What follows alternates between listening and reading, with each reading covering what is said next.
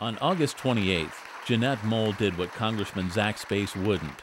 She held a town hall meeting so that the citizens of eastern and southeastern Ohio could be heard. We're here because Zach Space and the liberals in Congress are attempting to force a massive new bureaucracy on us in the form of a government-run healthcare system. We're here because they seem intent to do so in the same manner that they passed the harmful cap-and-trade legislation. That is without hearing from their constituents. And that's why we're going to film this tonight, and we're going to send this video to Zach Space, because he can't ignore you any longer. With an overflow crowd of over 350 citizens, folks ask about health care, cap and trade, and other issues of importance to them. If you are elected, that you will promise not to fall into that good old boys club syndrome where all of a sudden they say, welcome aboard, but don't make any waves.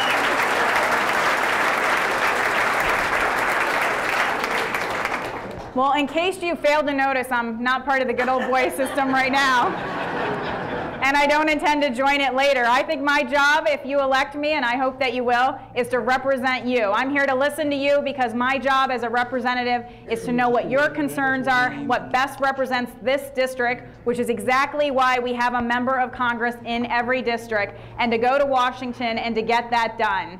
I would like to see a rider put on to this medical thing that Obama's trying to pass, that all members of Congress and government in total has to have their own health care under that.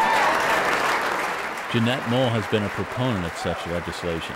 In 2008 and again this year, she has stated that she won't accept congressional health care until everyone in Congress adopts real health care reform.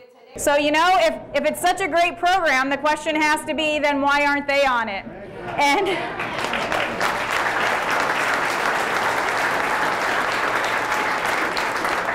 if you go to my website, you'll see that I've agreed not to take congressional health care benefits until we can come up with reforms that make health care affordable and accessible, not expanding federal government, but looking at market-based solutions. The crowd not only shared their thoughts and beliefs on health care, but many also shared their enthusiasm for Jeanette Moll's campaign for Congress. My comment to Jeanette is that you keep going, girl. Thanks, you have done a wonderful job.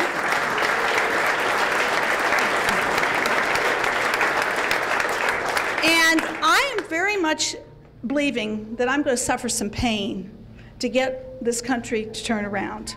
And I think we all have to understand that there's going to be pain. And if we're not willing to stand up to that pain, then we're going to go down the tubes. It's going to be painful now, or it's going to be 10 times more painful later. Yep. So we have to get out and we have to vote for people like Jeanette.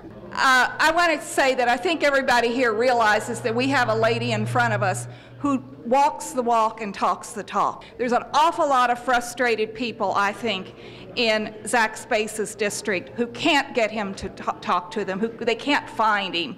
He's in Afghanistan or wherever.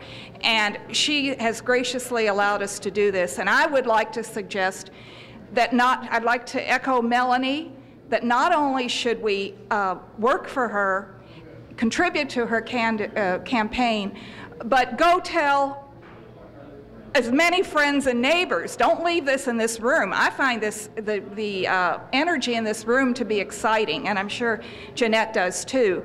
After a few hours of questions, answers, and the sharing of information, the event came to a close. But not before Jeanette Moll was recognized one last time for putting the event together.